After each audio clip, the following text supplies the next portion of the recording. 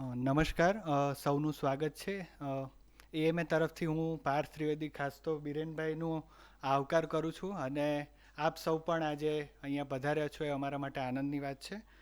અ, cartoon એ આમ એએમએમાં જાણે કંઈક જુદું હોય એવું પહેલાં વિચાર આવતો હતો કે એએમએ મેનેજમેન્ટ અને કાર્ટૂન કેવી રીતે એને સંબંધ થઈ શકે. પણ રજૂઆતની અલગ અલગ પદ્ધતિઓ એટલે કમ્યુનિકેશન જેને આપણે કહીએ એમાં એક કાર્ટૂનનો બહુ મહત્ત્વનો અ, ભૂમિકા પણ રહી છે આપણને ખ્યાલ છે.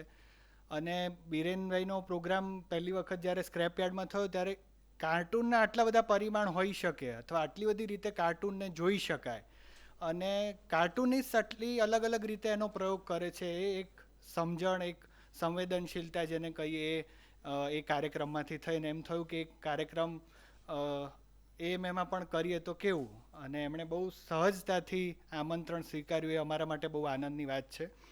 આમ બીજું મહત્ત્વનું એ પણ છે કે એ કંઈ કાર્ટૂન અથવા પત્રકારત્વ ભણેલા નથી. આમ પોતે તો કેમિકલ એન્જિનિયર છે અને લગભગ 20-22 વર્ષ એનું જ કામ કર્યું.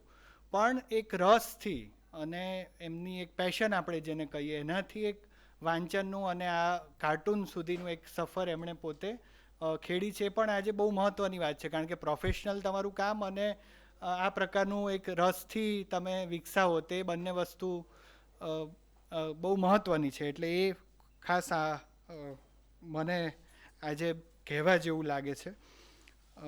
મને માત્ર કાર્ટૂન એવું નહીં પણ હિન્દી ફિલ્મ સંગીત હોય કે સંગીત કળા હોય એવા ઘણા બધા અલગ અલગ વિષયોમાં એમને રસ છે અને એ રસથી એમણે એમાં કંઈક ને કંઈક જ્ઞાન, માહિતી અથવા એક અમુક સિદ્ધિઓ હાંસલ કરી છે.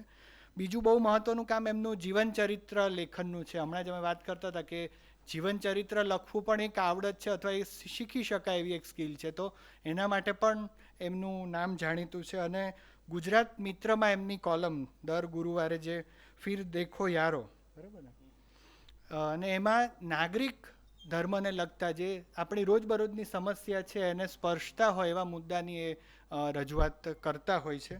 તો આજે આ કાર્ટૂન કથા એમની નવનીત સમર્પણમાં લેખમાળા ચાલે છે અને આજે આપણે કહત કાર્ટૂનમાં ડાયનોસોરથી ડ્રોન એ કે ડાયનોસોર એરાથી લઈને આજ સુધીમાં કાર્ટૂનમાં આ બધા એલિમેન્ટનો કઈ રીતે ઉપયોગ કર્યો છે, થઈ શકે એની વાત આપણે એમની પાસેથી સાંભળવાના છીએ. તો હવે વધારે સમય ન લેતા હું એમ તરફથી એમને આવકારું છું.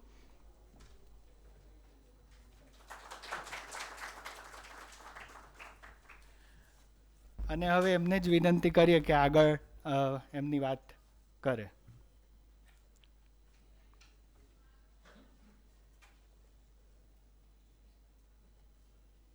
નમસ્કાર. ઘણા બધા ચહેરા જાણીતા છે તો ઘણા અજાણ્યા પણ છે, એટલે અજાણ્યા ચહેરાઓને ખાસ સ્વાગત. જાણીતા કદાચ મારું નામ વાંચીને આવ્યા હોય પણ અજાણ્યા વિષયને આકર્ષાઈને આવ્યા છે. તો કાર્ટૂન વિશે આપણે વાત કરીએ, પ્રેઝન્ટેશન કરીએ પહેલાં થોડીક વાતો એના વિશે કરવી જરૂરી લાગે છે. કાર્ટૂન બેઝિકલી એક વિઝ્યુઅલ આર્ટ છે, દ્રશ્ય કળા છે. પણ દ્રશ્ય કળા બાબતે એવું કહેવાય છે કે દ્રશ્ય કળા માણવા માટે તમારે સાક્ષરતાની જરૂર નથી, એટલે અક્ષર જ્ઞાનની. એ નિરક્ષર માણસ હોય તો પણ એ દ્રશ્ય કળાને માણી શકે. પણ એનો અર્થ એવો કે તો પછી સાક્ષર એટલે જેને અક્ષર જ્ઞાન હોય એ ન માણી શકે. મોટેભાગે એવું થાય છે. We ignore so many visual things, visual science. We don't care to interpret the science. એને લઈને એક વિઝ્યુઅલ અવેરનેસ જે હોવી જોઈએ, અને એ વિઝ્યુઅલ અવેરનેસ એક બહુ જાણીતા આપણા કાર્ટૂનિસ્ટ છે ભારતના, એમણે તો એવું એ હદે કહ્યું છે કે ભાઈ વી ઇન્ડિયન્સ આર વિઝ્યુઅલ ઇમ્પેર્ડ. તો આ એક દ્રષ્ટિકોણ છે જોવાનો. પણ અહીં બેઠેલા બહુ બધા મિત્રો એવા હશે જે હું ચહેરાના એટલે વાળ પરથી હું નક્કી કરું છું એમની ઉંમર. તો ઘણા બધા આર.કે. લક્ષ્મણના કાર્ટૂનથી પરિચિત હશે અને કાર્ટૂનનો પર્યાય એટલે આર.કે. લક્ષ્મણ એવું માનતા હશે. પણ કાર્ટૂન વિશ્વ બહુ મોટું છે. ઓર બી એ કાર્ટૂન ઇસ જમાને મેં આર.કે. લક્ષ્મણ કે સિવા. અને આર.કે. લક્ષ્મણ સારા કે ખરાબ એની વાત નથી. આર.કે. લક્ષ્મણ હતા, પણ એમની સમાંતરે અને એમના સિવાય, એમના પછી, એમના પહેલાં ભારતમાં નહીં, દેશ વિદેશમાં, આપણા ગુજરાતમાં, બીજા બધા રાજ્યોમાં બધે જ કાર્ટૂન કળા બહુ પ્રચલિત છે. હવે કાર્ટૂન કળામાં સામાન્ય સમજણ આપણી એવી છે, કારણ કે આપણે કાર્ટૂન જોઈએ ક્યાં, તો ન્યૂઝપેપરમાં જોઈએ, અખબારોમાં. એને લઈને આપણને મેગેઝિનમાં આવે, તો આપણને મોટે ભાગે એક એવું થાય કે ભાઈ કાર્ટૂન એટલે પોલિટિકલ હોય. પોલિટિકલ તો હોય જ, પણ એ સિવાય વિષયનો વ્યાપ કાર્ટૂન માટે બહુ મોટો છે. એટલે આપણે સામાન્ય રીતે કોઈ માણસ વિશે એવું કહીએ ને કે ભાઈ you can ask him anything under the sun, તો આ તો anything under about around the sun, કાર્ટૂનનો વ્યાપ આટલો મોટો છે. બધા જ વિષય પર કાર્ટૂન બની શકે. એટલે એવો કોઈ વિષય છે જ નહીં, પધારો સર, એવો કોઈ વિષય છે જ નહીં કે જેની પર કાર્ટૂન ન બનાવી શકાય. હવે કાર્ટૂનમાં બે મુખ્ય પાસા આપણે જોઈ શકીએ. એક ચિત્રનો ભાગ, જરૂર પૂરતો લખાણનો ભાગ. તો હવે આપણે ગુજરાતીમાં જે કાર્ટૂનો મુખ્ય ધારામાં જે જોવા મળે છે, હવે તો બહુ ઓછા જોવા મળે છે, તો દરેક કાર્ટૂનમાં કાર્ટૂન હોય અને નીચે 4-5 લીટી લખેલી હોય. તો કાર્ટૂનની મારી દ્રષ્ટિએ મેં કરેલી વ્યાખ્યા છે, એ દ્રશ્યકળા છે એટલા માટે દ્રશ્યકળા અને લખાણ એકબીજાનું પૂરક હોવા જોઈએ. એટલે તમે જો એકલું લખાણ વાંચો અને તમારે કાર્ટૂન જોવાની જરૂર ન પડે, તો પછી એ કાર્ટૂન દોરવાની જરૂર નથી. અને તમે કાર્ટૂન જુઓ અને જો જરૂર પૂરતું લખાણ વાંચ્યા વગર તમે એને સમજી શકો, તો લખાણની જરૂર નથી. તો બંને એકબીજાના પૂરક હોવા જોઈએ, આવી મારી સમજણ છે. બહુ બધા લોકોને મેં એવું કહેતા સાંભળ્યા છે કે અમે આર.કે. લક્ષ્મણના કાર્ટૂન વાંચીને એમ કે અમે બહુ હસીએ અને પછી આગળ પાનું ફેરવી દઈએ. પહેલું અમે આવી એટલે એ વાંચીએ, વાંચવા જોઈએ, પણ એ લોકો લખાણ વાંચે છે, ખરેખર ચિત્રને વાંચવું જોઈએ. એટલે બહુ બધા કિસ્સામાં એવું બને છે કે ટાઈમ્સમાં આગળ જતાં અજીત નિનાન એમની પોકેટ કાર્ટૂન શરૂ થયા, જસ્ટ લાઇક ધેટ કે એવું કંઈક એમનું કેપ્શન હતું, લક્ષ્મણનું યુ સેડ ઇટ હતું. તો ટાઈમ્સમાં આવતા હતા એટલે બહુ બધા લોકોને મને ટાઈમ્સ અને લક્ષ્મણ પર્યાય હતા. એટલે અજીત નિનાનના 10 કાર્ટૂનનો એક ઈમેલ ફરતો હોય અને એમ કે see the genius of RK. Laxman. એટલે એમને સ્ટ્રોક્સ પરથી ખબર ના પડે કે આ એમને તો એમ કે ટાઈમ્સ એટલે લક્ષ્મણ. તો આપણે જે વાત કરવાની છે એ કે દરેક કાર્ટૂનિસ્ટની એક જુદી શૈલી હોય છે. એમાં આપણે અત્યારે નહીં જઈએ, અત્યારે આપણે વિષય, કારણ કે આપણું પહેલું સેશન છે, આગળ ઉપર કેટલા થશે ખબર નથી, પણ એક વિષયની દ્રષ્ટિએ કેટલું વૈવિધ્ય હોઈ શકે. બીજી વસ્તુ, કાર્ટૂન માટે એવું કહેવાય છે કે એમાં દોરતા આવડવું એ પ્રાથમિક શરત છે. એટલે દોરનાર માટે કે ભાઈ કાર્ટૂન કોણ દોરી શકે, કાર્ટૂન કોણ બનાવી શકે, તો કે ભાઈ જેને ચિતરતા આવડે. એ બરાબર છે, એ શરત તો બધાને ખબર છે. અને બહુ બધા લોકો, એટલે જે મારી ઉંમરના છે, હું મારી ઉંમર નથી કહેતો, તો એ લોકો પોતાના જમાનામાં ચિત્રની 2 એલિમેન્ટરી ઇન્ટરમીડિયેટ પરીક્ષા આપી ચૂક્યા હશે અને એવું માનતા હશે કે અમને પણ દોરતા તો આવડે છે. તો વાત એ છે કે કાર્ટૂનમાં દોરવું અગત્યનું છે, પણ વિચાર, થોટ એનાથી પણ વધારે મહત્ત્વનો છે. એટલે તમારી પાસે જો વિચાર હશે તો તમને એ વિચારને દોરી આપનાર મળી રહેશે. તમે જુઓ, ટાઈમ્સ ઓફ ઇન્ડિયામાં આઈટુન્સ નામનો એક વિભાગ આવતો હતો. આઈટુન્સ શીર્ષકથી કાર્ટૂન આવતા હતા. એમાં 2 નામ આવતા હતા ક્રેડિટમાં, અજીત નિનાન એન્ડ સુનિલ અગ્રવાલ. તો Sunil Agarwal used to give the idea, Ajit Ninan used to draw. તો એની ક્રેડિટ કમ્બાઈન આવે. હમણાં જે કેલેન્ડર મારી પાસે છે, ડેસ્ક કેલેન્ડર, એમાં 52 કાર્ટૂન છે, આખા વર્ષનું કેલેન્ડર, 52 વીકના 52 કાર્ટૂન. એ કાર્ટૂનમાં કમ્બાઈન ક્રેડિટ છે, અજીત નિનાન એન્ડ સુનિલ અગ્રવાલ. તો આવી રીતે પણ કોલેબોરેશન થઈ શકે છે. અને કાર્ટૂન અને હ્યુમર ક્ષેત્રે જેનો ઝંડો આજ સુધી અખંડ છે, એવું મેડ મેગેઝિન અમેરિકાનું, એમાં તો આ બહુ ઘાતક કોમ્બિનેશન કે ઇલસ્ટ્રેટર જુદો હોય અને રાઇટર જુદો હોય, એટલે બંનેની તલવારોની અણી આપણને વાગે અને બહુ જ મજા આવે એ અણીથી. તો આવી બધી થોડીક વાત મારે પ્રાથમિક ભૂમિકા તરીકે કહેવાની છે. અને હવે આપણે કાર્ટૂનની વાત શરૂ કરીએ એના પહેલાં કેટલાક મિસકોન્સેપ્શન હોય છે, ગેરમાન્યતાઓ કાર્ટૂન વિશેની. કારણ કે આપણે એવું છે કે વિઝ્યુઅલ આર્ટ જેવી રીતે આપણે કેવું માનીએ છીએ કે ભાઈ જે લખાણમાં ફૂલ, ઝાકળ, ટવકો એવું બધું આવે એ ચિંતન કહેવાય. તો એટલે એવું નથી હોતું, એટલે લલિત નિબંધમાં એ આવે. તો કાર્ટૂનમાં આપણે જેમાં આપણે ચિત્ર આવે એને આપણે કાર્ટૂન માની લઈએ છીએ, અથવા આમ કે હ્યુમરસ કશુંક હોય. એટલે જેમ કે હમણાં જ 3-4 દિવસ પહેલાં ગુજરાત સમાચારમાં અમૂલે આખું એક પાનું આપ્યું હતું. 74 એની પેલી એડ હતી. તો ઘણા એવું કહે છે કે ભાઈ અમૂલ અને એર ઇન્ડિયાએ કાર્ટૂનમાં બહુ જ મોટું કામ કર્યું છે, બહુ જ ગજબ કામ કર્યું છે અને બહુ સરસ કામ કર્યું છે. એ કાર્ટૂન નથી. એટલે આપણે ડેફિનેશનની રીતે આપણે માનવું હોય તો આપણને માનતા કોઈ રોકતું નથી. પણ આપણે જ્યારે એક પ્રોપર વાત કરીએ કાર્ટૂનની, તો પહેલાં હું તમને થોડાક એવી વસ્તુઓ બતાવવા માગું છું કે જેમાં જે વિઝ્યુઅલ મીડિયમ કાર્ટૂન જેવા લાગે છે પણ એ કાર્ટૂન નથી. એટલે કયા કાર્ટૂન નથી? જેની વાત આપણે કરવાના છે એ કાર્ટૂન નથી. એ બધા એના સ્વરૂપ જુદા છે, એના સ્પેસિફિક નામ છે. તો આપણે પહેલાં એવા થોડાક માધ્યમની વાત કરીએ કે જે કાર્ટૂન જેવા લાગે છે પણ એ કાર્ટૂન નથી. આપણે અહીં જે વાત કરવાના છે એ કાર્ટૂન એ નથી. આ સૌથી પ્રચલિત, આમાં પાછળ કાર્ટૂન શબ્દ આવે છે. હવે આ એનિમેટેડ કાર્ટૂન છે જેમાં પાત્રો હોય ચોક્કસ પ્રકારના, એ ચોક્કસ લાક્ષણિકતાઓ હોય, અને બાળકોને આવા કાર્ટૂન બહુ પ્રિય હોય છે. એટલે અમે સ્ક્રેપયાર્ડમાં જ્યારે કાર્યક્રમ કરતા હતા ત્યારે અમારે બહુ આમ ધ્યાન રાખવું પડતું હતું કે કોઈ એવું ના સમજી બેસે કે નાના બાળકોને લઈને જવાનો કાર્યક્રમ છે. એટલે ઘણા 1-2 વખત લઈને આવેલા બી ખરા. પછી છોકરાઓને મજા આવી એ અલગ વાત છે. પણ એમણે ધારેલી વસ્તુ નહોતી એ. તો આ એક એનિમેટેડ કાર્ટૂન. હવે આ જે છે કોમિક્સ એટલે આમ તો કોમિક્સ શબ્દ એવો છે કે જેમાં હાસ્ય હોય એવું લાગે, પણ કોમિક્સ એને હાસ્ય જોડ કોઈ લેવા દેવા નથી. કોમિક્સ એટલે ચિત્ર વાર્તા બેઝિકલી. તો સામાન્ય રીતે જે કોમિક્સ આવે એ 24-32 પાનાના હોય, 24 કે 32 પાનાના. એટલે આપણે આ તો મેં ભારતીય કોમિક્સનો દાખલો આપ્યો જેમાં શકુંતલાની કથા છે, પણ આપણે ફેન્ટમ ને મેન્ડ્રેક્સ ને બધા કેટલા બધા આપણે એ બધા વાંચીને મોટા થયા છીએ, અથવા મોટા નથી થયા અને એવા ને એવા રહ્યા છે. પણ ટૂંકમાં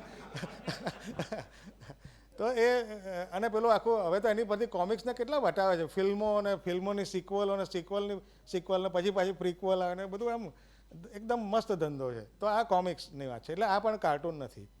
નેક્સ્ટ પ્લીઝ. ગ્રાફિક નોવેલ એક એવો પ્રકાર છે કે જે કોમિક્સ સાથે ભેળસેળ થઈ શકે. તો સામાન્ય રીતે કોમિક્સ છે એ 24-32 પાનામાં હોય છે. Graphic novel it is a novel. તો 100, 150, 200 પાનામાં ગ્રાફિક નોવેલ આવી શકે અને એમાં આવી ચિત્રોથી જ વાર્તા આગળ વધે. પણ એ સળંગ કથા હોય 100-150 પાનાની. એટલે કોમિક્સ અને ગ્રાફિક નોવેલમાં સાઇઝનો ફરક છે. ગ્રાફિક નોવેલ પ્રકાર આજકાલ બહુ ચાલે છે, પણ બીજા આજકાલ ચાલતા દરેક પ્રકારની જેમ એનો આ પુનરઅવતાર છે, આગળ આવી ગયેલો છે. એટલે કશું એવું નથી કે જે આગળ ના થયું હોય. Next please. કાર્ટૂન સ્ટ્રીપ આપણે છાપામાં આ જોઈએ છે. મટ એન્ડ જેફ, હેગર ધ હોરિબલ, પછી વિઝાર્ડ ઓફ એઇડ, આ બધી કાર્ટૂન સ્ટ્રીપ્સ છે. એમાં પાત્રો તરીકે ગારફિલ્ડ, એમાં પાત્રો તરીકે કાર્ટૂન હોય છે. ફિક્સ પાત્રો હોય બધા. નાના પેલા માર્વિનની, કેલ્વિન એન્ડ હોબ્સ, આવા બધા બહુ બધા છે અને બધાના પોતપોતાના પ્રિય હોય છે. તો એમાં પણ એવું છે કે કેરેક્ટરો નક્કી હોય, કેરેક્ટરિસ્ટિક પણ નક્કી હોય. હેગર ધ હોરિબલમાં પેલો સિંગડાવાળો મુગટ પહેરેલો માણસ, એની અમુક લાક્ષણિકતા હોય. તો એ લાક્ષણિકતા કોમન રહે અને એનાથી આખી હ્યુમર પેદા થાય. તો આપણા પ્રકારમાં એ પણ નથી આવતું. Next please. સૌથી ભેળસેળ થતું માધ્યમ આ છે, મેસ્કોટ. મેસ્કોટ એટલે પ્રતીક ચિહ્ન. હવે આપણે અમૂલ બેબી, આનું નામ ખબર છે કોઈને? અમૂલ બેબી તો બરાબર, એ લાડકું નામ છે. આનું નામ છે લસ્સી, LASSI. તો આ અમૂલ બેબી એ પણ મેસ્કોટ છે. હવે તમે જુઓ, સૌથી વધારે પોપ્યુલર ભારતમાં 2 માસ્કોટ બન્યા, એક તો આ અને બીજું એર ઇન્ડિયાના મહારાજાનું. અને એ લોકોએ બહુ જ અદ્ભુત કામ કર્યું હ્યુમરમાં, કાર્ટૂનમાં નહીં. એમણે હ્યુમરસ વેથી પોતાની પ્રોડક્ટ અને કન્ટેમ્પરરી બનાવો સાથે એને સાંકળીને એક હ્યુમર પેદા કરી. પણ અગેન એ કાર્ટૂન નથી. પછી બીજા બધા, એવો બીજો એક સૌથી પ્રચલિત મેસ્કોટ એશિયન પેઇન્ટ્સનો, એનું નામ ખબર છે કોઈને? ગટ્ટુ. તો એ લક્ષ્મણે બનાવેલો. હવે સાહેબ એવું છે કે અંકલેશ્વરમાં હમણાં હું ગયો હતો 3 દિવસ પહેલાં, તો ત્યાં એક સ્કૂલમાં ગયો હતો હું. ત્યાં મેં એક સ્કૂલનું પાટિયું વાંચ્યું, ગટ્ટુ વિદ્યાલય. એટલે મેં સરસ્વતી વિદ્યાલય આવા બધા જોયા છે, ન્યૂ એરા આ તેને બધું. ગટ્ટુ નામ સાંભળ્યું એટલે મને બહુ નવાઈ લાગે. એટલે મેં કહું આ એશિયન પેઇન્ટવાળા તો કે એમના ડોનેશનથી બની છે. તો સી એટલે ગટ્ટુનું મેસ્કોટ હવે પેલું ગંદુ જીબ્રા આવ્યું છે, ગટ્ટુ જતો રહ્યો છે. પેલું એક બહુ જીબ્રા 2 પગે ચાલતું છે. એટલે એનીવે તો એ મેસ્કોટની વાત છે, બરાબર. Next please. આ એક બહુ પ્રચલિત પ્રકાર એવો છે જે આમ ડૂડલ શબ્દ પ્રમાણમાં નવો છે, એટલે ગૂગલ પેલા એના એ થયા પછી. પણ આમ ગૂગલ એટલે ડૂડલ એટલે બેઝિકલી ચિતરડા. આપણે ચિતરીએ અને ડૂડલ કહેવાય. તો આ પણ એવો છે કે જેની ભેળસેળ કાર્ટૂન સાથે ઇઝીલી થઈ શકે. તો આપણે જે વાત કરવાની છે એ કાર્ટૂન સાવ જુદા છે. આમાંનું એકે એમાં નથી આવતું. તો હવે આપણે આપણા મુખ્ય વિષય પર આવીએ. કહત કાર્ટૂન પાછળ 3 ટપકા છે, તો વાક્ય અધૂરું છે. પાછળ શું આવશે? પાર્થભાઈ તમે કહો યાર. સુનોભાઈ સાધો. કહત કાર્ટૂન સુનોભાઈ સાધો. તો કાર્ટૂન કહે છે સાધો એટલે અહીંયા ભગવા સાધુની વાત નથી, સજ્જન. આ પ્રોગ્રામમાં જનરલી સજ્જનો આવતા હોય અને પ્રોગ્રામ રજૂઆત કરતા બી સજ્જન હોય. એવું માની લેવાનું છે. હા, હમણાં ધારે. તો કાર્ટૂન કહે છે અને આપણે સાંભળવાનું છે, બરાબર. આગળ આપણે જોઈએ તો હવે જેમ આપણી સૃષ્ટિનો ઉદ્ભવ કેવી રીતે થયો, વિજ્ઞાનના લેખક શ્રી તમે કહો. પ્રચલિત થિયરી કઈ? બિગ બેંગ, બરાબર. તો બિગ બેંગ એટલે કે પ્રચંડ ધડાકો ગુજરાતીમાં, એનાથી ઉદ્ભવ થયો. હવે જુઓ, આમાં કાર્ટૂન કળાના ઇતિહાસમાં આપણે બહુ નથી જતા, એ 200-250 વર્ષ જ જૂનો છે. પણ 200-250 વર્ષમાં કાર્ટૂનિસ્ટોએ કેટલા વિષયના સ્પાનને આવરી લીધો છે એ બહુ મહત્ત્વનું છે. તો આપણે મેં સિક્વન્સ બનાવી છે અહીંયા. એ સિક્વન્સ મુજબ આપણે સમયખંડ મુજબ આપણે કાર્ટૂનો જોતા જઈશું. બધાના સેમ્પલ છે, નાના 1-1, 2-2, 3-3 એવા. તો આપણે સૃષ્ટિનો ઉદ્ભવ કેવી રીતે થયો એનો કાર્ટૂન જોઈએ 1-2. એમાં શું કહે છે કાર્ટૂનિસ્ટ? ગોલ્ફ જેવી રીતે રમાય છે એવી રીતે ઈશ્વર જે છે, આ દાદા છે ઈશ્વર છે, એ પેલી નીચે એ મૂકેલું છે ગોલ્ફના બોલ મૂકવા માટેનું. એને શું કહેવાય મને ખબર નથી. પણ આવી રીતે ગ્રહો પછી સાટ કરીને ઉછાળે છે, રમે છે. અને અલ્ટિમેટલી એ બધા પછી સોલર સિસ્ટમમાં ક્યાંક ગોઠવાયા હશે અને આપણી આ પૃથ્વી બની હશે. તો આ એક મૌલિક વિચાર છે. હવે તમે જુઓ આમાં કે આમાં આપણે જોઈને જ ઉકેલવાનું છે આ કાર્ટૂન. આપણે એમાં કશું લખ્યું નથી આર.કે. લક્ષ્મણની જેમ. તો કાર્ટૂન પિક્ચર માટે એવું કહેવાય છે કે પિક્ચર ઇઝ વર્થ 1000 વર્ડ્સ. તો કાર્ટૂન તો એનાથી આગળ છે. 1000 શબ્દો તો ઠીક છે, શબ્દોની સંખ્યામાં ન જઈએ આપણે, પણ એક મહત્ત્વનો મુદ્દો કે એક મહત્ત્વનો ઇસ્યુ જે આપણે એક લાંબો લેખ લખીને કહેવા જઈએ એ કાર્ટૂનમાં વગર શબ્દે કહી શકાય છે અને વધારે સચોટતાથી. લેખ તો તમે ખબર છે કાર્ટૂનિસ્ટો પર રાજદ્રોહના કેસ કેમ લાગે છે? લેખ તો વાંચવો પડે ને, જેની માનહાનિ થઈ હોય એણે લેખ વાંચવો પડે. કાર્ટૂનમાં તો ફટાક દઈને ખબર પડી જાય, એટલે લગાવો સીધો રાજદ્રોહ. આ જાતના આપણા અવકાશમાં દડાઓ તરતા મૂકતા હોય એટલે હવે ઈશ્વરની જોડે કે એમનો આસિસ્ટન્ટ છે, પૂછે છે કે હવે આપણે એને મૂકીશું તરતો. તો that is how universe was created. Next please. હા, પરપોટાવાળી આપણા બધાની પ્રિય પ્રવૃત્તિ છે. હાથમાં પેલું હોય કે ના હોય. તો ખયાલી પરપોટા આપણે બધા છોડતા રહીએ છીએ આવી રીતે. તો એવી જ રીતે ઈશ્વરને પણ બેઠા બેઠા કંટાળ્યા હશે કે ચલો યાર કંઈક થોડી મજા કરીએ. તો 2-4 પરપોટા છોડીએ અલગ અલગ સાઇઝના. પછી અમે એકાદમાં એમણે રિંગ બી આપી પેલા શનિની. હવે એ કેવી રીતે આપી તો એ જાણે, ઈશ્વર છે. Next please. હવે બીજી એક બહુ પ્રચલિત સૃષ્ટિની ઉદ્ભવની આદમ અને ઈવની વાત છે. એટલે આ આદમ અને ઈવ ઘણા એને બહુ ગંભીરતાથી લે છે અને લેવું જ જોઈએ, એમાં કંઈ ખોટું નથી, કારણ કે દરેક ધર્મમાં એક યા બીજા સ્વરૂપે એ વસ્તુ આવેલી છે.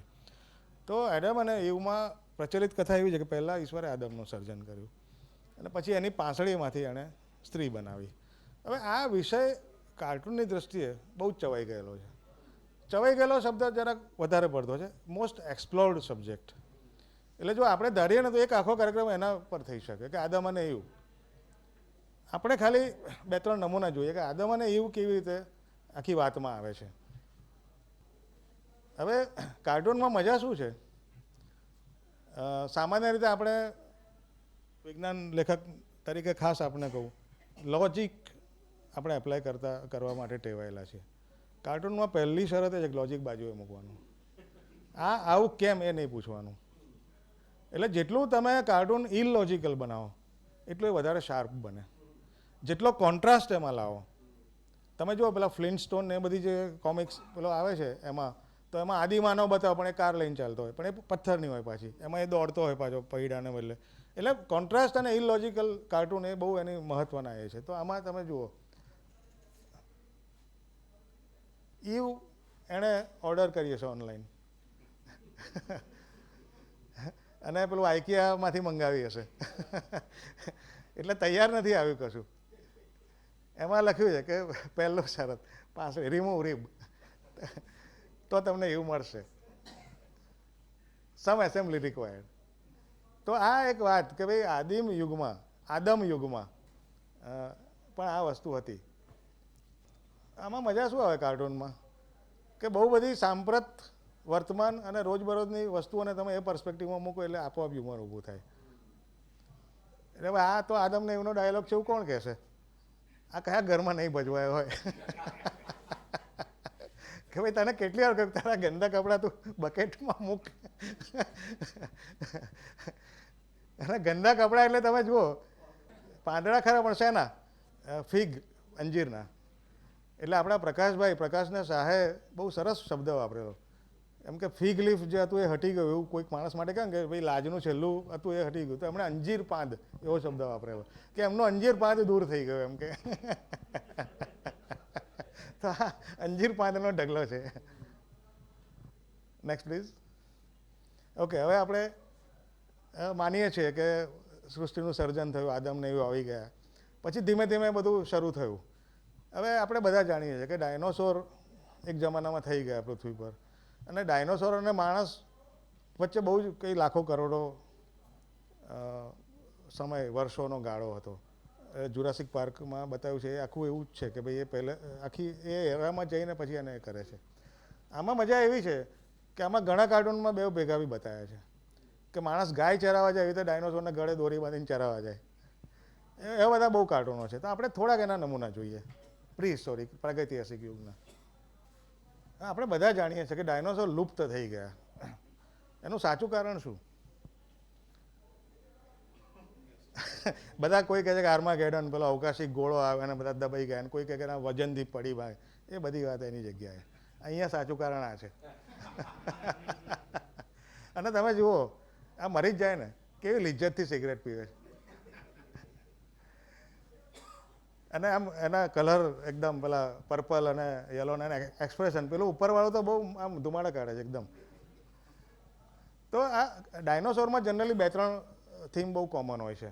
એક તો એના ટૂંકા હાથ, આ કોમન થીમ છે. એટલે અહીંયા મેં ખાલી એક સમયગાળાનો અંદાજ માટે એ કર્યું છે, પછી આપણે ડાયનોસોરનું આખું થઈ શકે. એટલે આમાં બધા વિષય એવા છે કે આખો એનો કાર્યક્રમ થઈ શકે. તો ડાયનોસોરમાં આ ટૂંકા હાથવાળી એક બહુ કોમન થીમ છે. Next please. Why T rex doesn't eat out much. એટલે બહાર ખાવા કેમ નથી જતા ટીરેક્સ? એને ખબર નથી પડતી શું ખાવું. એટલે આ બે પતિ પત્ની કે જે પણ હોય જાય છે, એટલે પેલી કહે છે કે put the waiter down honestly, I can't take you anywhere. Waiter બિચારો પૂછવા આવ્યો છે કે how is your meal sir. Waiter, હવે આમાં મજા આખી જુઓ કોન્ટ્રાસ્ટની છે. ડાયનોસોર છે, રેસ્ટોરન્ટના ટેબલ પર બેઠા છે, અને વેઇટર પાછો માણસ છે, અને એ પાછો સૂટેડ બૂટેડ છે, અને પેલી આણે વીગ પાછી બ્લુ કલરની પહેરી છે, અને પછી પેલો પૂછવા આવે છે કે સર કેવું લાગ્યું ખાવાનું? એટલે પેલાને એમ કે આ બી ભોજન જ છે. Next please. આપણને ઘણી વાર એમ થાય ને કે આજકાલ પેલું મોબાઈલ પર બધા સ્ક્રોલિંગ બહુ કરે છે, તો બધા કહે કે અરે ભાઈ અમારા જમાનામાં તમે ભમર રમતા હતા, આમ કરતા હતા, તેમ કરતા હતા, લખોટીઓ રમતા હતા, કોચણીઓ રમતા હતા. તો પછી બધા ઘણી વાર એવો વિચાર કે આદિમાનવ એમનો સમય કેવી રીતે પસાર કરતા હશે? આ એનો જવાબ છે. તો ભાઈ એમને બી એમના સાધનો હશે, એ આ પતંગની જેમ ઉડાડે છે અને પછી આને લઈ જાય છે ચરાવવા. આજુબાજુ બધું લેન્ડસ્કેપ પણ આખો એ પ્રકારનો છે. પછી આમાં જુઓ પેલા દૂર છે પક્ષીઓ છે કે ડાયનોસોર ઉડે છે? પેલા કયા શું નામ કહેવાય એને? આર્કિયો. તો એ છે કે સાદા પક્ષી જે કંઈ ખબર નથી આપણને, પણ ટૂંકમાં આ એમની સરસ એમની સમય પસાર કરવાની પ્રવૃત્તિ હતી. Next please. આ પેલા વુલી મેમથ એટલે કે વાળવાળા પેલા હાથી, જે પેલા એમના દંતુશળ બહુ જ લાંબા લાંબા હોતા હતા. તો પછી ઇવેન્ચ્યુઅલી એવું થયું કે આજના હાથી જે છે એના પૂર્વજ આ છે. તો આજના હાથીમાં તો વાળ નથી, તો વાળ કેમ નથી? આ કારણથી વાળ નથી. કેટલું વૈજ્ઞાનિક. આના બધા દાંત નાના થઈ ગયા. Next please. મેમથ જાય છે એના પગલાં છે, અને આમ પહેલું પગલું જુઓ તમે ખાસ, એમાં 4-5 આદિમાનવો દટાયેલા છે, પગલાં નીચે દબાયેલા છે. એ બિચારા બાસ્કેટબોલ રમતા હતા. બાસ્કેટબોલનો બોલ પથ્થરનો છે, અને બાસ્કેટબોલ રમતા હશે એટલે એક જગાએ બધા હતા. જસ્ટિફિકેશન બાસ્કેટબોલનું કેમ, તો કે એક પગલામાં 4-5 માણસ દબાઈ જાય ક્યારે થાય? એક જ સ્થાને હોય તો અને દબાઈ ગયા. મહેમતને ખબર નથી કે મારા પગ નીચે શું આવ્યું, એટલું મોટું એનું કદ હતું. તો આવું એક કોન્ટ્રાસ્ટથી આખી વાત ઊભી થઈ છે. એટલે પેલા ડાયનોસોર ઉડાડતા હતા, એ ઉપરાંત બાસ્કેટબોલ પણ રમતા હતા એ લોકો. Next please. હવે ઉત્ક્રાંત થાય મનુષ્ય એટલે હોમોસેપિયન અને એના પછી જે પણ આવતા ગયા બધા, તો પહેલો વિચાર આને એવો આવે છે કે આની આપણે પેટન્ટ કરાવી લઈએ. કે આપણે ફાયર શોધીને ત્યારે પેલા હોમોસેપિયને બધી ક્રેડિટ લઈ લીધેલી. તો કે હવે આ ચક્ર છે ને બીજું મહત્ત્વનું એનું એ છે, ઇન્વેન્શન છે, તો આપણે એની પેટન્ટ લઈ લઈએ. એટલે આમાં તમે જુઓ બંનેના ચહેરાની મજા કેવી છે કે પેલો જે ટાંકીને એણે વ્હીલ બનાવ્યું છે એ આમ થોડોક એંગ્રી થયેલો બતાવે છે. હા, કે યાર આવું ના ચાલે એમ. પેલાને બિચારાને પેટન્ટ એટલે શું, અથવા તો આપણે એમ કે આપણે શું ફાયર ખરેખર આપણે શોધેલી કે આપણા પૂર્વજોએ, એવું બધું એના મૂંઝવણ છે બધી, નિર્દોષ છે ટૂંકમાં. Next please. એવું માનવાની જરૂર નથી કે પૈડું શોધાયું એટલે તરત લોકો દોડતા થઈ ગયા. આવું સ્ટેજ પણ રહ્યું હશે.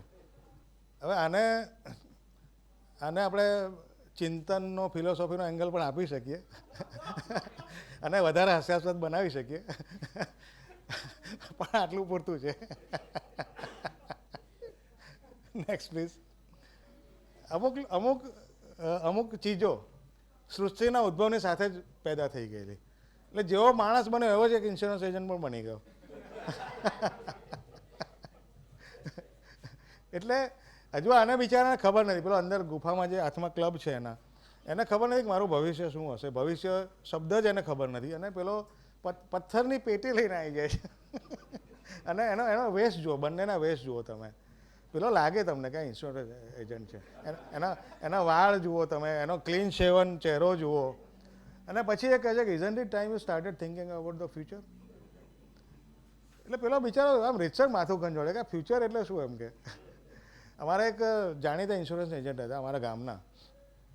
એ બધાને ઇન્સ્યોરન્સના શીશામાં ઉતારે એટલે એ એક વાર્તા કહે કે ધારો કે તમે જંગલમાંથી પસાર થઈ રહ્યા છો. એટલે આપણને એમ થાય કે હું મારા ગામમાં કોઈ જંગલ નહીં, મારે શું કાં જંગલ? તો કે ના, પણ ધારો કે તમે જંગલમાંથી પસાર થઈ રહ્યા છો, સામે વાઘ આવે તો? એટલે આપણે માથું ખંજવાડે. તો કે વાઘ આવે ને તમને મારી નાખે તો કે કુટુંબનું શું થાય? તો આ લગભગ મને તો મારા ગામના કાકાની જ આવૃત્તિ લાગી, એના પૂર્વસૂરી હોય એવું લાગ્યું. પેલો માથું કંજવાળે, એને ખબર નથી કે ભાઈ આ ભવિષ્ય એટલે શું, થિંકિંગ એટલે શું, એ બી એને ખબર નથી. Next please. તો આદિ યુગ પછી એટલે પ્રી હિસ્ટોરિક અને પછી હવે આપણે સિવિલાઇઝેશન તરફ આવ્યા, ધીમે ધીમે સભ્યતા, સંસ્કૃતિ તરફ આવ્યા. તો સંસ્કૃતિ એટલે આપણે જે સુસંસ્કૃત બન્યા, શું શબ્દ એમાં નિરક્ષર ઉમેરાય કે ના ઉમેરાય? બરાબર ને? તો સુસંસ્કૃત, સારી રીતે આપણે સંસ્કૃત થયા. તો સુસંસ્કૃત થયા એટલે આપણે કેટલીક ખરાબ બાબતોની શરૂઆત થઈ. ખરાબ એટલે યુનિવર્સલી ખરાબ. જેમ કે ગાળ. હવે તમને નવાઈ લાગશે કે ગાળ ક્યાંથી આવી આખી વાતમાં. તો ગાળમાં મોટે ભાગે શું હોય છે? કુટુંબની મહિલાઓ સાથેના અવૈધ સંબંધો એમાં એક યા બીજા સ્વરૂપે નિરૂપાયેલા હોય છે. તો સંબંધો અવૈધ ક્યારથી ગણાતા શરૂ થયા? જ્યારથી સિવિલાઇઝેશન આવ્યું ત્યારથી. તો ગાળનો આરંભ સંસ્કૃતિની સાથે થયો એવી મારી હાઇપોથિસિસ છે. પીએચડી માટે મેં નથી એ કર્યું થેન્કફુલી. તો આ વસ્તુ છે કે કેટલી બધી વસ્તુઓ એવી રીતે આપણે કદાચ આપણે વધારે વિકસ્યા પણ ખરા, ઉત્ક્રાંત પણ થયા, પણ અમુક રીતે પછાત પણ થતા ગયા. પછાત તો હજુ વાર છે, હજુ તો આપણે શરૂઆત પેલી છે. સિવિલાઇઝેશનમાં ઘણા બધા જાણીતા છે, પણ ઇન્ડસ વેલી સિવિલાઇઝેશન પર બહુ કાર્ટૂન નથી મળતા, કારણ કે એમાં કદાચ લાગણી દુભાવવાનું તત્વ વધારે પેલું રહે છે. તો સ્ફિંક્સનું બહુ જાણીતું આ એ છે. એમાં મૂળ તો સિંહનું છે, માથું સિંહનું છે. એટલે હવે તમે જુઓ, સિવિલ એન્જિનિયર છે કોઈ આટલામાં? સિવિલ એન્જિનિયર કે આર્કિટેક્ટ કોઈ? તમે શું નથી? એટલે એમને ખબર હોય કે એ એક પ્લાન બનાવીને આપે કે ના આવું નહીં, મારે જરાક આનથી પેલું જોઈએ, હા પ્લાન બી, પછી તો પ્લાન ઝેડ પ્લસ સુધી જતો રહે ભાઈ. એટલે પહેલી વાર તો આવું થયું સ્પિંક્સ બન્યું ત્યારે, કે પેલા આવું બનાવ્યું, પછી જે મૂળ માલિક આવે એટલે કે ના આવું નહીં, ટ્રાય અગેન. એટલે આપણે જે જોઈએ છે બીજી વાર થયેલું છે. એટલે આ આદિકાળથી આ વસ્તુ આવે છે. Next please. જો આ સુનિલ અગ્રવાલ અને અજીત નિનાન એનું કાર્ટૂન છે કમ્બાઈન, એટલે સુનિલ અગ્રવાલની થીમ છે. એટલે પિરામિડ તમે જુઓ કેટલા લેવલ સુધી બની ગયા છે, ખાલી ટોચ જ બાકી રહી છે. અને પેલો પછી એક વાસ્તુ કન્સલ્ટન્ટને લઈ આવે છે, અને વાસ્તુ કન્સલ્ટન્ટ એવું કહે છે કે પિરામિડ આમ નહીં આમ બનાવવા જોઈએ. એટલે તમે જુઓ, વાસ્તુ કન્સલ્ટન્ટ પણ આદિકાળથી આ જ કામ કરતા આવ્યા છે કે આ અહીં છે ને ત્યાં ના હોવું જોઈએ. એ બની ગયા પછી કે અહીં આ તમે બનાવ્યું એ અહીં ના હોવું જોઈએ, અહીંથી બીજે ખસેડો. નૈઋત્ય હોય તો વાયવ્ય હોય તો કંઈ ઈશાનમાં, એવી રીતે. એટલે પેલો અકળાય છે કે તું હવે એમ કે વાસ્તુ કન્સલ્ટન્ટને બોલાવે છે. Next please. એટલે જે ગાળ ઉપરાંત સંસ્કૃતિ સાથે બીજી વસ્તુ દાખલ થઈ એ ડિસ્ક્રિમિનેશન, ભેદભાવ. કારણ કે આ ઊંચ, આ નીચ, આ ધનિક, આ ગરીબ, હવે આ આપણે સ્વીકારીએ કે ના સ્વીકારીએ, આ હકીકત છે. એ બધું કોન્સેપ્ટ ક્યાંથી આવ્યા, શરૂઆત ક્યાંથી થઈ? પહેલાં તો ભાઈ બધા સરખા જ હતા. કોઈક ઇન્સ્યોરન્સ એજન્ટ એ જુદી વાત હતી, પણ રહેતો તો ગુફામાં. તો એવી રીતે મમ્મી મળ્યા એટલે આર્કિયોલોજિસ્ટને બે મમ્મી પેલા ખુરશી પર બેઠેલા દેખાયા અને એક સૂતેલું, એટલે કે આ ઇકોનોમી ક્લાસવાળા લાગે છે. એટલે હોઈ બી શકે. Next please. આમ તો બહુ ઇઝી એ છે કે હર્ક્યુલસે પૃથ્વી પોતાના 2 હાથ વડે ઊંચકેલી છે, અને બિચારો આખી પૃથ્વીનો ભાર ઊંચો કોઈ કંઈ જેવી તેવી વાત નથી. પણ આપણે શું કહે, અલા પેલું મારું ઘર દેખાય. એટલે એને જે બિચારાને થતો કે યાર મેં આખી પૃથ્વી ઊંચકીને તમે તમારા ઘરની ક્યાં માંડો છો. અને આ તો ખરેખર આ બેઝિકલી આ સિન્ડ્રોમની વાત છે, લક્ષણની. આપણે પણ ગૂગલ મેપ પર કોણે પોતાનું ઘર નહીં જોયું હોય? આપણે જોયું જોઈએ ને. ટેગ બી કર્યું હશે આપણે કે આ બિરેન્સ હાઉસ એમ, અથવા બિરેન્સ પેલેસ, બિરેન્સ ડેન, જે પણ પોતાના મનમાં જે શબ્દો આવે એ રીતે. Next please. રોમન આંકડા જેને યાદ હશે, એટલે 20 એટલે 5, અને આપણી એમાં આમ એટલે 2. એટલે મેં એવું સાંભળ્યું હતું અમદાવાદ વિશે, તમે પણ સાંભળ્યું હશે કે અમદાવાદમાં એવું કહેતા કે ભાઈ 2 ચા એમ, એટલે આમ હાથ ખાસ હલાવવાનો. સાચી વાત છે, આવું હતું? એટલે હતું કે નહીં ખબર નહીં, પણ સાંભળેલું ખરું. શહેરમાં હતું ને? હા. એટલે પછી જૂનું થઈ ગયું. હા, પછી એટલે પેલો માણસ સમજી જાય ચાવાળો કે અહીંયા આપવાનું નથી ચા આપણે. એટલે પછી આમ તેમ ભાઈ પેલો કે અલા કેટલી વાર તે મોકલી નહીં? હા સાહેબ અમારે થોડું બધું આવું જ છે. ભાઈ પેલો ઊભા થયા, અરે કે બસ જવું છે કે પેલો આવ્યો નહીં ચાવાળો અમારો. આવી આખી એક વાત હતી. તો અહીંયા જરા જુદું છે, અહીંયા હાથ હલાવતો નથી, પણ એ કહે છે કે 5 બિયર. હવે આમાં જુઓ મજા, પેલો રોમન સોલ્જર એના બખ્તર સાથે બેઠેલો છે, અને પેલો વેઇટર છે એ એકદમ આધુનિક એમાં છે. એટલે આ જે કોન્ટ્રાસ્ટની મજા છે આખી, એ આખી વાત છે. બિયર તો એ વખતે હશે કે નહીં ખબર નથી, હશે નામ બીજું હશે કંઈ. Next please. એટલે સભ્યતા સંસ્કૃતિ વિકસી, પછી વિજ્ઞાનમાં આપણે આગળ બધા અવનવા આવિષ્કાર થતા ગયા. એટલે આપણે ઘણા બધા નામો જે જાણીએ છીએ આપણા પૂર્વસૂરીઓના, એટલે એલેક્ઝાન્ડર ગ્રેહામ બેલ હોય, આર્કિમિડીઝ હોય, ન્યૂટન, ડાર્વિન, આ બધા જે લોકો. તો એ બધા પર પણ કાર્ટૂનો બન્યા અને બનવા જ જોઈએ. કારણ કે કાર્ટૂન તમે બનાવો ત્યારે ડાર્વિન પર તમે કાર્ટૂન બનાવો તો ડાર્વિને શું કર્યું તમને ખબર ન હોય, તમે કાર્ટૂન બનાવી ના શકો. કે આર્કિમિડીઝનો પ્રિન્સિપલ શું છે એ તમને જો ખબર ના હોય તો તમે એ બનાવી ના શકો, અને જો તમને ખબર ના તમે એને માણી પણ ના શકો. બંને વસ્તુ છે. એટલે એમાં કાર્ટૂન બનાવનારનું અને જોનારનું બંનેનું સ્તર એ હદે વિકસેલું હોવાની પૂર્વ શરત છે. તો થોડાક આપણે સાયન્સના કાર્ટૂન જોઈએ, સાયન્સ યુગના, એટલે જે સભ્યતા સંસ્કૃતિ આવી એ પછી. એટલે આપણે કોઈ પણ વિઝ્યુઅલ આર્ટમાં વિચાર માટે બલ્બ બતાવાય છે.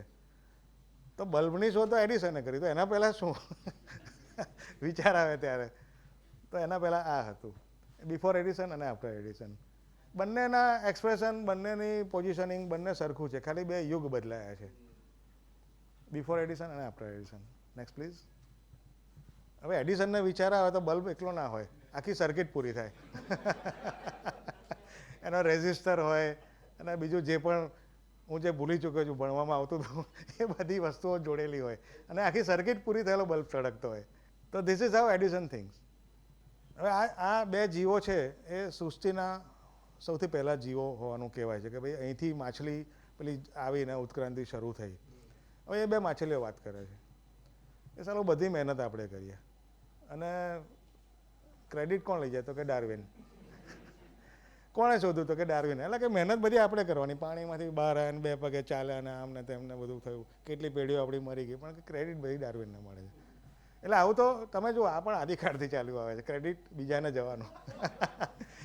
હવે કાર્ટૂનમાં એક મજા એવી હોય છે કે જે એલિમેન્ટ ઓફ સરપ્રાઇઝ કહેવાય, કે આપણે બધા જાણીએ છીએ કે ભાઈ પહેલો ટેલિફોન કોણે કર્યો તો કે બેલે કર્યો, ગ્રેહમ બેલે, એલેક્ઝાન્ડર ગ્રેહમ બેલે. પછી મજા ક્યાં આવે, સુરસુરીઓ ક્યાં થાય કે બેલ પોતાનો ટેલિફોન લઈને એના બોસની ઓફિસમાં જાય છે, તો એનો બોસ ઓલરેડી ફોન પર વાત કરતો હોય છે. હા પછી વાત કરું એમ કે પેલો એક બેલ છે ને એનું કંઈક બતાવવા આવ્યો છે મને. હવે આમાં બેલના હાથમાં જે ફોન છે એ જુઓ અને પેલાના હાથમાં જે ફોન છે એ જુઓ. અને એમ કે ધેટ ગાય બેલ, પેલો એક છે ને મારો બેલ કરે. એટલે આમાં જુઓ, આ કદાચ એનો બોસ હશે એવું માની લઈએ આપણે. અને આ કોની સાથે વાત કરતો હશે શું લાગે તમને? આ ટોક ટુ યુ લેટર, હા એમ કે પછી વાત કરું એમ. એટલે સામે એના ઘરની કોઈ વ્યક્તિ હશે. તો ઓફિસની વાત ઘરમાં થતી હોય એ પણ આદિ પરંપરા છે. કે પેલો બેલ છે ને, હું નહોતો કહેતો તને એમ કે બહુ આરામ મથ્યા કરે છે અને પછી કંઈક ઘંટડી વગાડ કરે છે, એ કંઈક લઈને આવે છે એનું ડબલું. તો એવી એક વાત છે. ન્યૂટનના માથે સફરજન પડ્યું ભાઈ. હવે આપણને બી અહીંયા બી બધાને બહુ વિચાર આવ્યા છે, પણ આપણે એક તો સફરજનના ઝાડ અહીંયા હોય નહીં અને મનાલી જઈએ ત્યારે બગીચામાં કોઈ પેસવા ના દે, એટલે આપણને વિચાર ના આવે એવા બધા. તો સફરજનમાં ઈયળ બતાવી એ પાછું એક કાર્ટૂનનું એક કોમન એલિમેન્ટ છે. સફરજન સડેલું હોય કે ના હોય પણ ઈયળ હોય, ઈયળો વાત કરે છે. જે રીતે પેલામાં બે માછલીઓ વાત કરતી હતી કે સારું આપણે બિલકુલ એના માથા પર પડ્યું આ સફરજન, રામ જાણે એનું શું થયું હશે. એટલે ઈયળને બિચારીને ખબર નથી કે એના પગલે તો આખી જગતમાં ક્રાંતિ થઈ ગઈ. એટલે બહુ બધા લોકોની માનસિકતા સફરજનમાં રહેલી ઈયળ જેવી હોય છે. એટલે એમને બિચારા ન્યૂટનની દયા આવે. તમે વિચારો ન્યૂટનની દયા આવી એ કેટલી કયા કક્ષાની જીવ દયા જોઈએ એના માટે.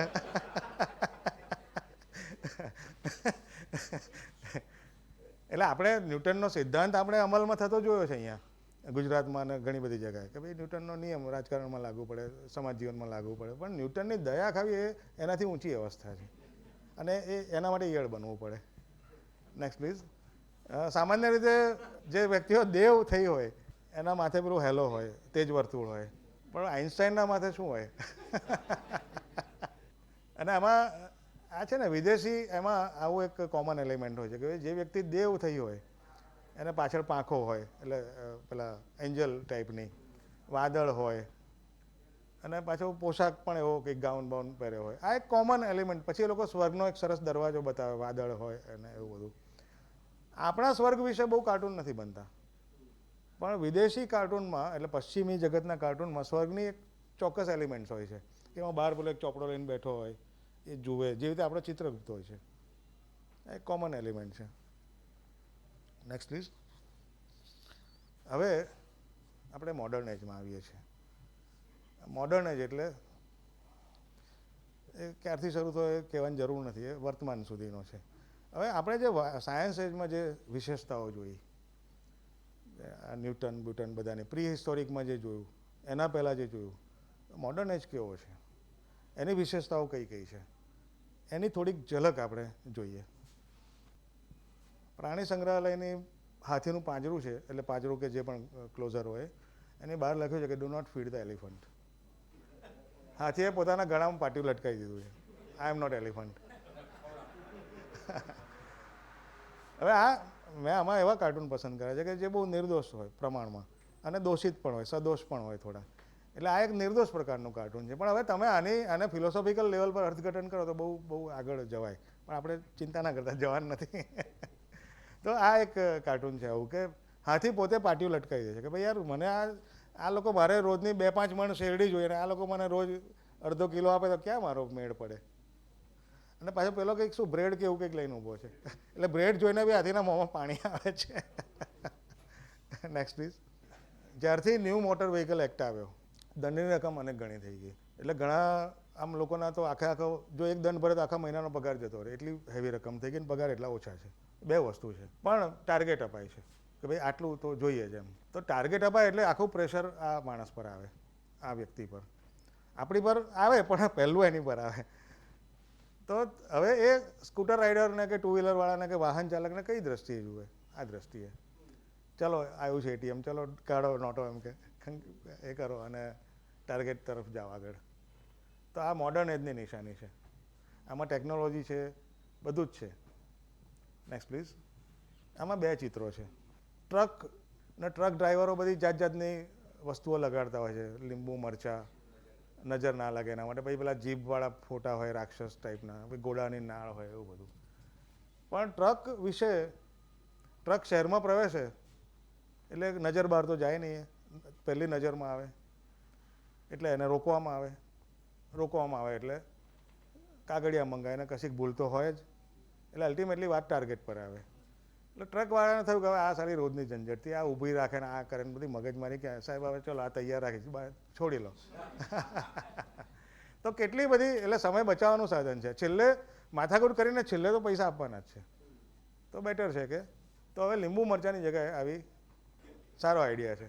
એટલે ઘણા એક ભાઈ મને એવું કહેતા હતા, હું ભૂલી ગયો કોણે કહ્યું, પણ મારા એક નજીકના મિત્ર, એ કહે કે મને કોઈ પણ ટ્રાફિકવાળો ગાડી ઊભી રાખે ને એટલે કોઈને 500 નોટ પકડાઈ દઉં કે હા ભાઈ મારી ભૂલ છે જ, કંઈક તો હશે જ, કે તું લઈ લે પહેલાં કે. હા, એટલે કે તું 500 લઈ લે. પેલો કે પણ હજુ મેં તમને, ના ભૂલ છે જ, મને ખબર છે કે મને ઉતાવળ છે, કે તું જવા દે મને. તો આ લગભગ એ કક્ષાનો જ આઈડિયા છે.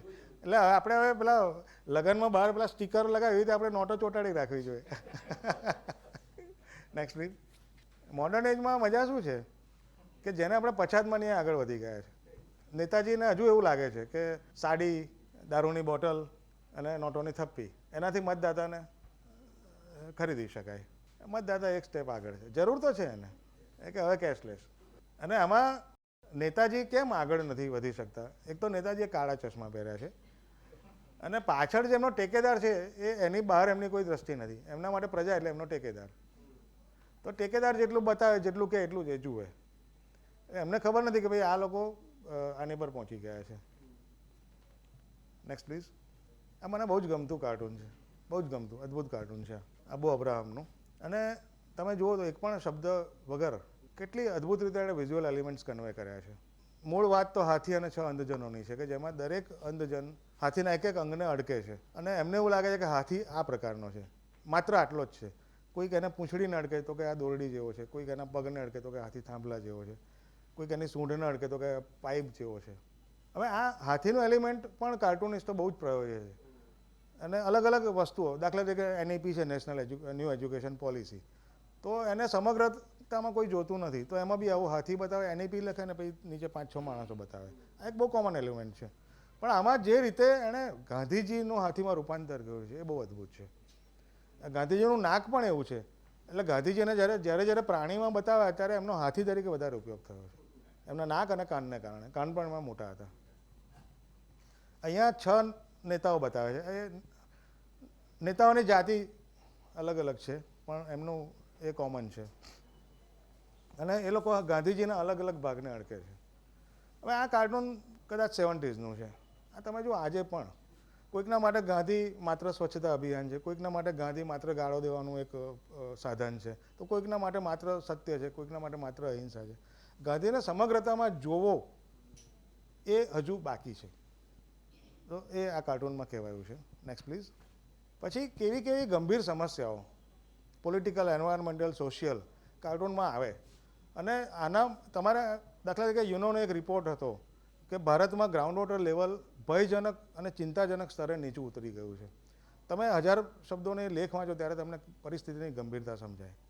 અહીંયા બિલકુલ કાર્ટૂનની મદદથી અને આમાં કોન્ટ્રાસ્ટ કેવો છે. મૂળ તો પેલો કાગડા અને કુંજાની વાર્તા, તરસ્યા કાગડાની વાર્તાનો મેટાફર લીધું છે આમાં અને જમીનમાં ભારતના નકશાનો ભાગ બતાવ્યો છે અને કાંકરા નાખવાનું વિચારે જ પણ એને એમ થાય કે કેટલા કાંકરા નાખું તો ઉપર આવશે. અને મજા ક્યાં છે, કાર્ટૂન ક્યાં બને છે, રેડિયો પરથી પ્રસારિત થાય છે કન્ઝર્વ વોટર હોય તો કન્ઝર્વ કરે ને. તો આ અહીંયા કાર્ટૂન કોન્ટ્રાડિક્શન આખું આવે છે. Next please. આ બહુ જ જાણીતો કિસ્સો છે. કેરળના પ્લાચીમાડા ગામમાં કોકનો પ્લાન્ટ હતો અને એ કોકનો પ્લાન્ટ નખાવે એ પહેલાં એ લોકોને પાણીની બહુ છત હતી. બધા કૂવા પાણીથી ભરેલા રહેતા હતા. કોકવાળાએ જે આખું ચાલુ કર્યું એક્સપ્લોઇટેશન, એટલે 1-2 વર્ષમાં જ કૂવાના તળ જતા રહ્યા. એ લોકોએ બેડા લઈને 10-12 કિલોમીટર દૂર જવું પડે એવી પરિસ્થિતિ આવી ગઈ. પછી ઇવેન્ચ્યુઅલી ગામ લોકો એકત્રિત થયા, સંગઠિત થયા, એની વિરુદ્ધ લડત આપી, પ્લાન્ટ બંધ કરવાનો આવ્યો, પણ પાણીની યથાવત સ્થિતિ ના થઈ. આટલી બધી વાત આમાં એક પણ શબ્દ વગર કહેવાય છે. અને કેવા કેવા એણે ટેમ્પલેટ વાપર્યા છે કે કોક એટલે એનો જે પેલી સ્ટ્રો રેડ એનો એ છે, ટાઈમાં પેલું બોટલનો શેપ છે અને પેલી બહેન ઊભેલી છે એની સ્થિતિ અને અને એનું કદ ખાસ કરીને પેલી એમએનસી છે તો એક વિરાટ કદ છે અને એની સામે પેલી તુચ્છ બાઈ છે ઓલમોસ્ટ, અને વિસ્મય આઘાતથી જોઈ રહી છે કે આ પાણી જાય છે ક્યાં. હવે આપણે થોડીક સૃષ્ટિની બહાર જઈએ. ઈટી, એલિયન્સ જેવી રીતે ફિલ્મોનો બહુ પ્રિય વિષય, જેવી રીતે કાર્ટૂનિસ્ટોનો પણ બહુ પ્રિય વિષય છે. કાર્ટૂનિસ્ટોને આ બનાવવાની બહુ જ મજા આવે, પણ એમાંય પાછા પેલા હ્યુમન એલિમેન્ટ્સ તો આવતા જ જાય. એટલે આપણે થોડાક એના કાર્ટૂન જોઈએ. ઈટીના કાર્ટૂનમાં 2-3 વસ્તુઓ મુખ્ય હોય છે. એક તો એ લોકો એબડક્શન કરે, માણસને ઉઠાઈ જાય, એવું એક કાર્ટૂનમાં બહુ કોમન એલિમેન્ટ છે. પછી એ લોકો અહીંયા તપાસ કરવા કે અહીંયા શું ચાલી રહ્યું છે, આ ગ્રહ પર શું છે. એટલે અહીંયા એવું છે, તપાસવાળું છે કે પેલો આવે છે, ઈટી ઉતરે છે. ઈટીમાં મજા શું છે કે તમારે કોઈ શેપની ચિંતા નહીં કરવાની. તમે 1 આંખ બતાવો, 3 આંખ બતાવો, હાથ પગ લાંબા ટૂંકા, કંઈ ચિંતા નહીં. પણ પેલો કહે કે ભાઈ અમે સાંભળ્યું છે કે આ પ્લેનેટ પર best unemployment benefits of the Galaxy, આખી ગેલેક્સીમાં સૌથી શ્રેષ્ઠ અનએમ્પ્લોયમેન્ટ બેનિફિટ્સ અહીંયા જ એવું સાંભળ્યું છે. એટલે આ એમ્પ્લોયર હશે, એમ્પ્લોયડ હશે કે અનએમ્પ્લોયડ હશે ખબર નથી આપણને, પણ આવી રીતે એક વાત સેટારિકલ રીતે કન્વે થઈ. નેક્સ્ટ બી. આ પેલી કાઉબોયની જે પેલી વેસ્ટવર્ડ ફિલ્મો આવતી હતી પેલી, એમાં એરિઝોના અને આને તેને બધા ડેઝર્ટ બતાવતા હતા. એમાં પેલા મોટા મોટા થોર બતાવે અને થોરના શેપ બધા આવા હોય એમ. એટલે આ બિચારો આને ખબર નથી આ એલિયન છે, એટલે એણે આપણી જેમ પશ્ચિમી ફિલ્મો જોઈ નથી, સ્પેગેટી વેસ્ટર્ન જેને કહેવાય છે. એટલે એ ફોન કરે છે કે હા એમ કે અહીં બધા બહુ માણસો છે, બહુ બધા લોકો છે, પણ એ બધા સરેન્ડર થઈ ગયેલા છે. એ બધાની મુદ્રા પેલી છે ને એકદમ. Next please. એલિયન પછી રોબો. પાછા આપણે આપણી સૃષ્ટિ પર પણ યંત્ર માનવ અને એઆઈની થોડીક વાત ઝલક એની જોઈએ. રજાના બહાના શાશ્વત છે.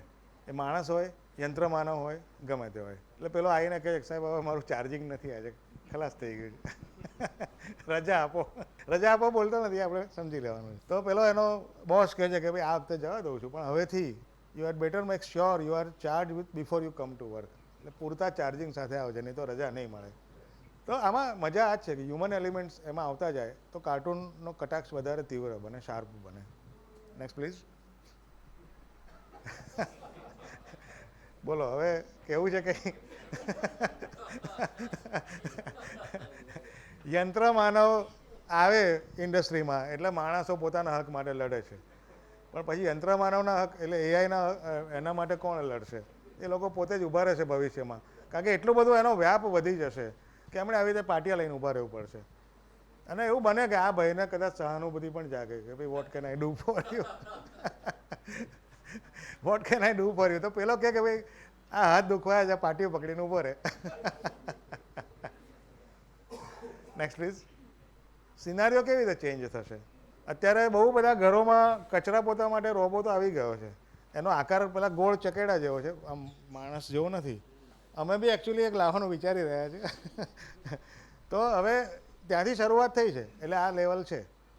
પણ હવે બહુ ઝડપથી આ લેવલ આવી જશે. હવે બહુ બધાના કિસ્સામાં એવું બી બનશે કે આ માત્ર બેઠેલી વ્યક્તિ જ બદલાશે. આ મૂળ કામ તો અત્યારે બી ચાલુ જ હશે. Next please.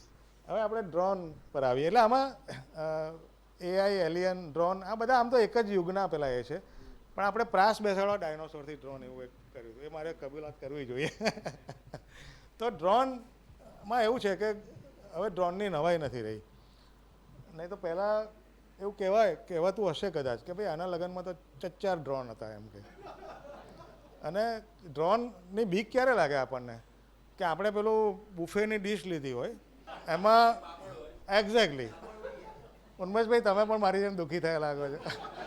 પાપડ સૌથી ઉપર મૂક્યો હોય આપણે, અને પાપડ પર તો કશું મુકાય નહીં, અને ડ્રોન આવે ફુર કરતો અને પાપડ ઉડે.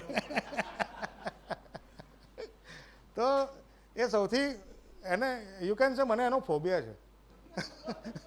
એટલે ડ્રોન જોઈને હું ભાગું છું. કેપ્ચર બી થઈ જાય, પછી એડિટમાં જતો હશે એવું માનું છું, જો કરતા હોય તો. તો ડ્રોન કાર્ટૂનમાં આવે તો કેવી રીતે એનું હ્યુમર ઊભી થાય, થોડાક આપણે ઉદાહરણ જોઈએ. ક્યુપિડ છે, ક્યુપિડ એટલે આપણે કામદેવ, કામબાણ. હવે એમાં બી અપડેશન થાય ને. કામબાણ એટલે આમ તો રામબાણ વાગ્યા હોય જાણે, કામબાણમાં એવું જ છે, વાગ્યા હોય જાણે. તો હા અપડેટ થઈ ગયો. અને પેલો હજુ કહે કે એટલે તું કે આજકાલ બધા આ જ વાપરે છે ભાઈ.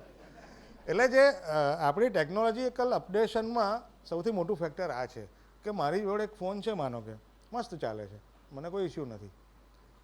પણ પછી મને ખંજવાળ આવે છે કે આ બદલવો છે. કેમ? તો કે આજકાલ બધા આ જ વાપરે છે. તો આની પર આખું ટેકનોલોજીનું એ થાય છે, માર્કેટનું. હવે આને જો ભાઈ એમાં એના પ્લેન ડ્રોનમાં બી તીર મારે લગાડેલા છે. Next please. Work from home હતું, પછી બહુ બધા લોકોને આપણે ભારતીયમાં કેવું બધું પરંપરાગત હોય કે ભાઈ કર્મચારી કામ ભલે ના કરે પણ મારી નજર સામે દેખાવો જોઈએ, મને એ બેસી રહેનો વાંધો પણ હાજર હોવો જોઈએ. પછી થોડા કોરોનાથી જરા ફરજ પડી બધાને કે ભાઈ હવે વર્ક ફ્રોમ હોમ. પછી તો લગભગ એવું થઈ ગયું કે જે વર્ક ફ્રોમ હોમ ના કરતો એ નાત બહાર ગણાય, એટલી એ લેવલ પર એનો વ્યાપ વધ્યો. એટલે આ પછી થોડા વધારે લિબરલ છે કે ભાઈ અમે હવે કર્મચારીઓને એમના ડ્રોનથી આવવા દેવાની મંજૂરી આપી છે. We now allow our employees to send their drones into work for them. It saves time and money on gas, petrol પર, ઈંધણ પર એની બચત. એટલે ઈંધણની બચત તો બહુ મોટો વિષય છે. હવે એમાં ડ્રોન આવે સારું કહેવાય. બાકી જે તે દિવસ પેટ્રોલથી ચાલતા ડ્રોન બી આવવાના છે. Next please. સ્કૂલ બસ અને સ્કૂલના વાહનોનો પ્રશ્ન છે. હવે એમેઝોન તો તમને બધી જ સર્વિસ આપે છે. એટલે કહે છે કે ભાઈ બસ મોડી હતી સ્કૂલની, તો મમ્મી એમેઝોન પર કહી દીધું છોકરાને લઈ આવો, એટલે ડ્રોન આવીને મૂકી ગયો. એટલે આમાં મજા શું છે કે છોકરું સીધું પોતાના માળની બારીએ જ ઉતરે, બીજા ત્રીજા ચોથા. પેલું દાદર ચડીને ના આવે, એટલે બેલ ના મારે, કાચ ખટખટાવે. હા પિયુષભાઈ, આપણે આલ્ફ્રેડ ન્યુમન જેવું લાગે છે હે ને? મારું હમણાં જ ધ્યાન ગયું. મેડનો માસ્કોટ, દાંત બાંત એવા છે એના. Next please. હેલિકોપ્ટર મોમ જો એક શબ્દ ચલણમાં છે, અહીં બેઠેલા બધા જ ને ખબર હશે. હેલિકોપ્ટર મોમ અથવા હેલિકોપ્ટર પેરેન્ટ્સ એટલે શું? એટલે કોણ રાધર? કોણ એટલે આમ તો બધા આવે, પણ એટલે શું? તો જે પોતાના બાળક પર આમ મંડરાયા કરે હેલિકોપ્ટરની જેમ, ઓવર પ્રોટેક્ટિવ હોય. ઓવર પ્રોટેક્ટિવ તો બહુ નાનો શબ્દ છે. બહુ જ બધું ખાધું, દૂધ તપેલી ઢાંકી, ફ્રીજ બંધ કર્યું, અરે ભાઈ એ તો ખોલે એટલે બંધ કરે જ ને. પણ ના, યુ હેવ ટુ બી. તો એ પછી ઘરમાં ને ઘરમાં હોય તો શું કર્યું, કોની સાથે છું? એક મારા ઓળખીતાએ એના ફોનમાં ટ્રેકર નખાયેલું એના દીકરાની પરવાનગીથી. એટલે દીકરો ક્યાં છે વાહન એનું એને ખબર પડે ટ્રેકરથી. મોબાઈલમાં એવી એપ હશે. એટલે ક્યાં છું તું? ક્યારનો કે પેટ્રોલ પંપથી નીકળ્યો ઘેર કેમ નથી આવ્યો કે છે. અરે મેં કહ્યું યાર આ તો જુલમ છે. પેલો સિંગ ચણા લારીએ ઊભો હોય તો એ પેલાને એ બી ના ખાઈ શકે. ના, તારે જે કરવું મને કહીને કરવાનું કહે છે. તો ધીઝ આર હેલિકોપ્ટર મોમ. હવે હેલિકોપ્ટર આઉટડેટેડ થઈ ગયા. આ લિટરલ હવે હવે ડ્રોન પેરેન્ટ્સની વાત છે. એટલે હવે ડ્રોન પેરેન્ટ્સનું પ્લેન એની પર ફર્યા કરે છે. હવે ટ્રેકરની જરૂર નથી. સામાન્ય રીતે આવા કાર્યક્રમમાં આપણે કોટ્સનો ઉપયોગ નથી કરતા, પણ ક્યારેક એવું થાય કે ફોર એ ચેન્જ કરવો જોઈએ. તો આ વાત સાથે મારો આ કાર્યક્રમ હું પૂરો કરું છું.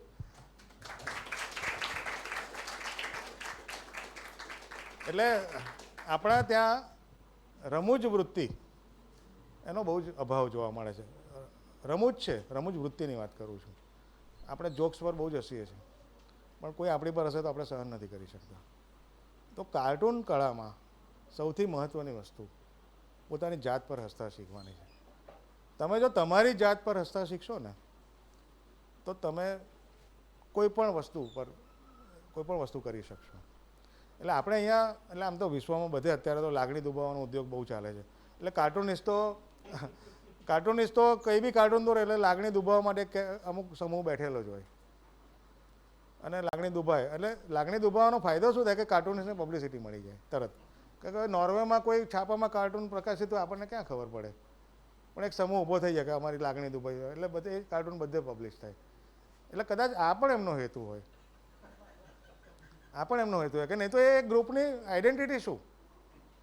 આપણે અહીંયા ઘણી બધી એવી સેનાઓ છે કે જે ફિલ્મ રિલીઝ થાય એટલે ફિલ્મનો વિરોધ કરે. હવે ફિલ્મ તો હજુ રિલીઝ નથી, જોઈએ નથી કોઈએ, તો કે ના અમારી લાગણી દુભાઈ. તો કાર્ટૂનમાં પ્રાઇમરી શરત આ છે કે એટલે રમૂજ વૃત્તિ કેળવવી. હવે તમે વિચારો કે બ્રિટિશ લોકોની રમૂજ વૃત્તિ બહુ આઇકોનિક ગણાય છે. એટલે એવું કહેવાય છે, આ બધી હાઇપોથિસિસ છે કે એ લોકોએ અડધી દુનિયા પર રાજ કેમ કર્યું, એમની રમૂજ વૃત્તિના કારણે. એટલે આપણા જે ગુજરાતી જે ચિત્રકારો હાસ્યકારો છે બધા, એ લોકોએ પણ બહુ કહ્યું છે કે ભાઈ જે પ્રજા પોતાની જાત પર હસી શકે ને એ બહુ જ એનામાં બહુ નરવાપણું હોય એક જાતનું, અને એ હંમેશા આગળ આવે. હવે આગળ આવીને આપણે ક્યાં, હવે આપણે તો કર્કવૃત્ત પર તો છીએ, હવે એનાથી આગળ આપણે ક્યાં જવું છે. વિષુવવૃત્તિ તો ઉપર આવી ગયા છે આપણે, અને પછી ઉપર બહુ ઠંડી લાગે એટલે આપણે જ્યાં છીએ ત્યાં બરાબર છે. તો હવે આપણે થોડુંક સવાલ જવાબનું સેશન લાગે. કોઈને કંઈ પણ પ્રશ્ન પૂછવા હોય તો પ્લીઝ પૂછે. અમે સ્કૂલ કોલેજમાં જઈએ ને એટલે પહેલી વાર હું સામેથી વાત બહુ નથી કરતો કોઈને કે હું આવા પ્રોગ્રામ કરું છું, કારણ કે સામેથી વાત કરું એટલે પહેલાં કે અચ્છા એટલે બાળકોનું ના, અમારે ત્યાં બધા મોટા લોકો હોય છે એટલે ત્યાંથી જ વાત આગળ ના વધે. એટલે પછી મને થયું કે હવે પાર્થભાઈ જેવા કે ને વધારે સારું. એટલે આભાર નથી માનતો, પણ આનંદ થયો કે બીરેનભાઈ બહુ સહજતાથી સ્વીકાર્યું અને આપણી સાથે આવ્યા. તમારો બધાનો પણ વિશેષ આનંદ કે તમે બધા પણ આ એક ઉપક્રમમાં જોડાયા. અને ગાંધી જયંતિ આવી રહી છે ઓક્ટોબરમાં, એટલે 2 ઓક્ટોબરે તો નહીં પણ આપણે ગાંધીજીને અલગ રીતે યાદ કરવાનો ઓક્ટોબર મહિનામાં પ્રયત્ન કરીએ. તો એમનો પ્રોગ્રામ આપણે ઓક્ટોબર 10ના રોજ એએમએમાં રાખ્યો છે. તો આપ સૌ અને આપના સર્કલમાં પણ જે મિત્રોને રસ હોય એને ચોક્કસ જણાવજો, અને આપ પણ આવજો એવી આશા અને શુભેચ્છા સાથે. એટલે સિનેમાની જાહેરાતમાં આવે છે ને, હા, કે ના ગમે તો અમને કહેજો ને ગમે તો સૌને કહેજો. અને ત્યાં એના પછી એક વર્કશોપ પણ અમે વિચારી રહ્યા છે. તારીખ નક્કી થશે એટલે વેબસાઇટ પર એનું અનાઉન્સમેન્ટ મુકાશે. પણ એ બીરેનભાઈ જે ખાસ કર્યું કે કાર્ટૂન દોરવાની આવડત ન હોય પણ એક ઈચ્છા હોય કે આવા માધ્યમ દ્વારા આપણા વિચારો કેવી રીતે વ્યક્ત થઈ શકે, તો એમાં પણ જેને રસ હોય તો એના પછીના અઠવાડિયામાં જ લગભગ પ્લાન કરીશું કે 2 દિવસનો કાર્ટૂન દોરવાનો એક વર્કશોપ. અને પહેલા દિવસે એ થોડોક પરિચય કરાવશે અને સ્વાધ્યાય આપશે, હોમવર્ક આપશે, અને બીજા દિવસે એના આધારે ચર્ચા થશે. એવી કંઈક રૂપરેખા અમે ઘડી રહ્યા છીએ. તો એ પણ આવનારા દિવસમાં. કાર્ટૂનનો અભ્યાસક્રમ જગતમાં ક્યાંય હોવાનું મારા ધ્યાનમાં નથી. આ વર્કશોપનો અભ્યાસક્રમ મેં પોતે ઘડ્યો, એટલે બ્રહ્માંડમાં પહેલો છે. તો એ બ્રહ્માંડના પહેલા કાર્યક્રમમાં અને 10મી ઓક્ટોબરના પ્રોગ્રામમાં આપ આવો એની આશા સાથે આજે એટલે આપણે બ્રહ્માંડથી ઓછી વાત કરવાની. હા, થેન્ક યુ સો મચ.